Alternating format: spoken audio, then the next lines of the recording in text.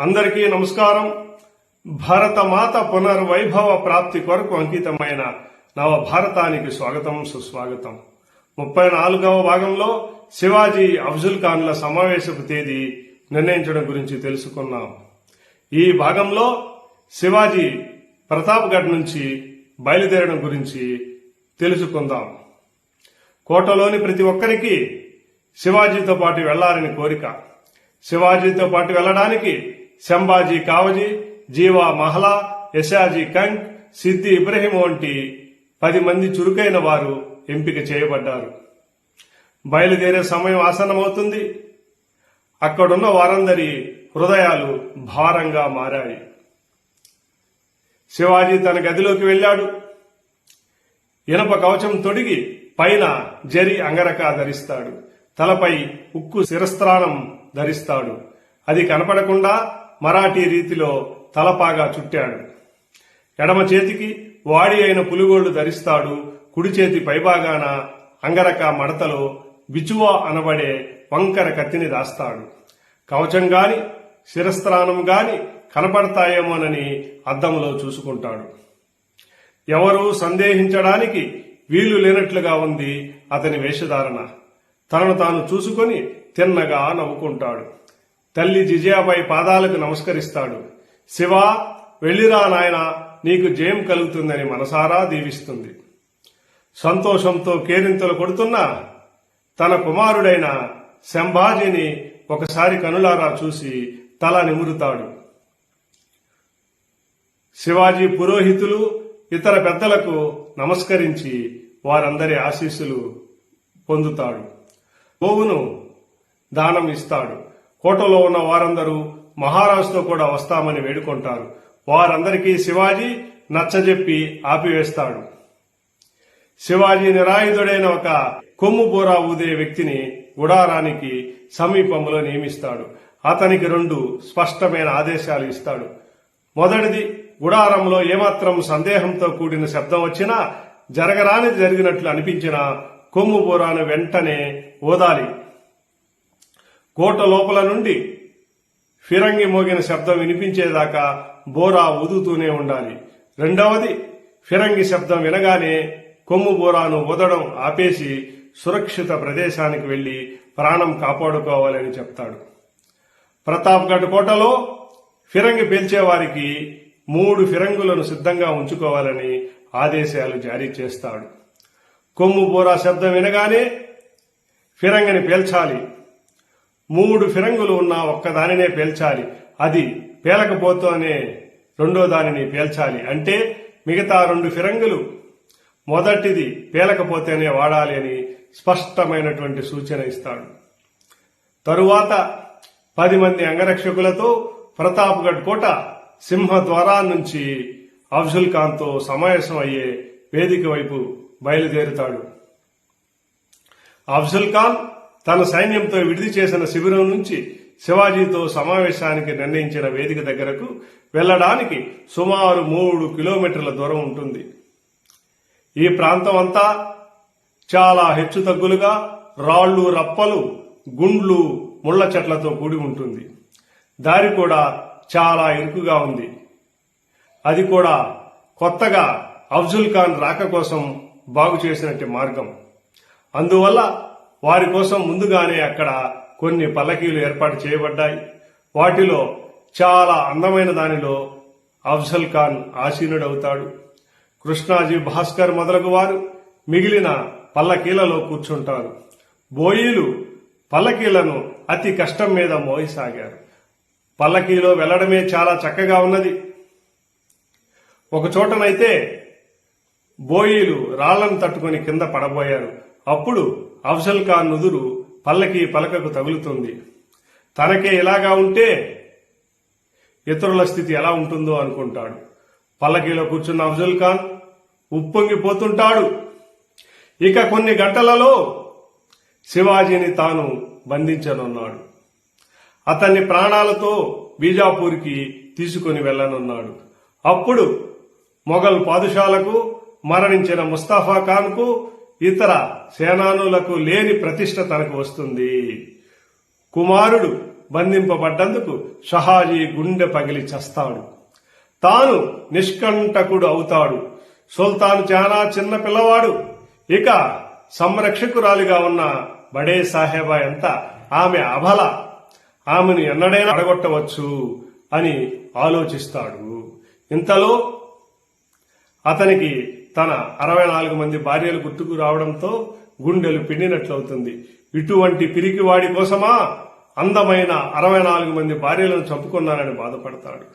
వెంటనే తనను తాను సంభాళించుకొని, ఈ కాఫీర్ శివాజీ రక్తంతో నా బీబీల సమాధులను కడుగకపోతానా అని తనకు తాను సమాధానం చెప్పుకుంటాడు. ముందుకు చూస్తుంటే చాలా ఎత్తైన వృక్షాలు కనబడుతున్నాయి. అవి చాలా దట్టంగా ఉన్నాయి. 4-5 గజాల తర్వాత ఏమున్నది కూడా కనబడడం లేదు. ఎటు చూసినా ముళ్ల పొదలు పెరుగుతున్న చెట్లే. ఆ మిట్ట మధ్యాహ్నమే అరణ్యంలో దట్టమైన నీడలు పాకుతున్నాయి. అలాంటి ప్రాంతంలో యుద్ధం చేయడం ఎలాగా అని అఫ్జల్ ఖాన్కు అనిపిస్తుంది. అందువల్ల తాను ఎత్తు వేయడం చాలా మంచిదైందని అనుకుంటాడు. ఎక్కడా అలికిడి లేదు. ఎప్పుడైనా ఉడతో పామో కదిలినప్పుడు మాత్రం కొద్దిగా శబ్దం వినబడుతోంది. మరలా అరణ్యమంతా ప్రశాంతంగా ఉంటుంది. ఇక శివాజీ తనకు దొరికినట్లే అనుకుంటున్నాడు అఫ్జల్ ఖాన్. అతని మనస్సు ఆనందంతో ఉరకలు వేస్తున్నది. బోయీలు పల్లకిని సమావేశ వేదిక దగ్గరకు తీసుకెళ్లి దించుతారు. ఎదురుగా ఎత్తైన స్థలంలో నిర్మించబడిన వేదిక కనబడుతుంది. అది చాలా మనోహరంగా ఉంది. అచ్చటే శివాజీ తన కోసం కాచుకుని ఉంటాడు. వెడుతూనే అతన్ని కౌగిలించుకొని గొంతు పట్టి నొక్కి కింద పడవేసి బంధించాలి.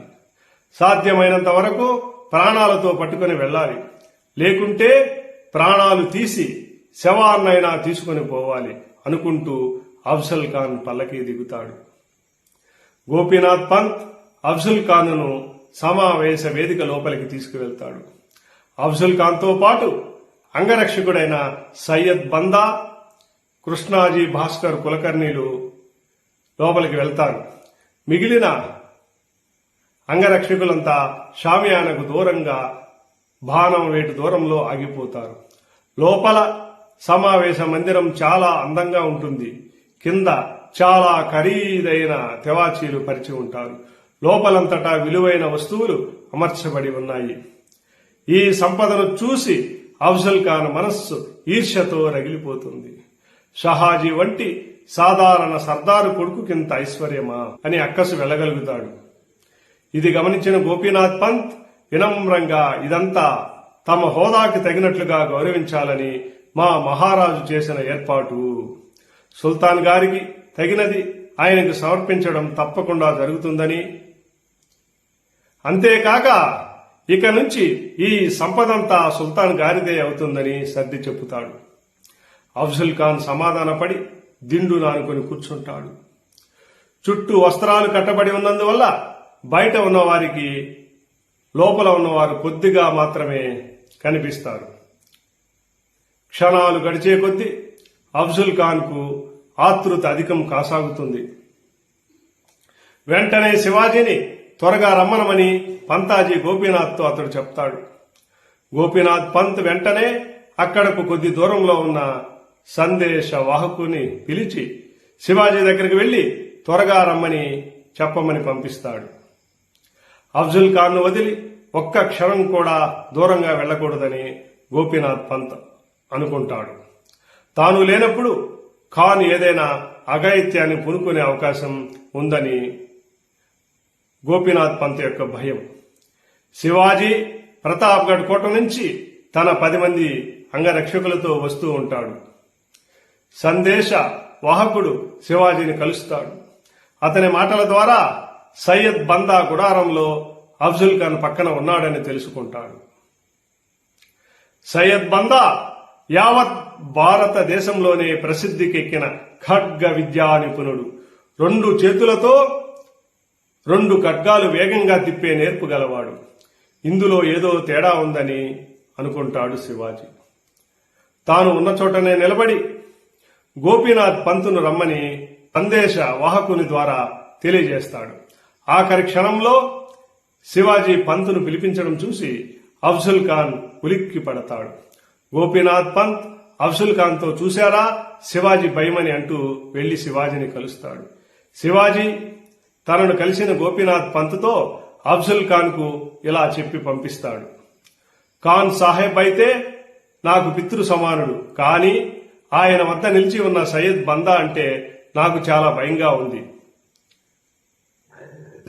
ఖాన్ సాహెబ్ అతడిని దూరంగా పంపిస్తే నేను రాగలను. శివాజీ యొక్క దూరదృష్టి అద్భుతమైనది. అఫ్జల్ ఖాన్ ఇది విని సరే అని అంటాడు. భయభ్రాంతుడైన శివాజీ ఆఖరి కోరిక ఇది, దీనిని కాదనడం ఎందుకు, అచ్చా దూరంగా వెళ్ళు అంటూ అఫ్జల్ ఖాన్ సయ్యద్ బందాను దూరంగా పంపిస్తాడు. సయ్యద్ బందా అయిష్టంగానే బయటకు వెళ్లి నిలుస్తాడు.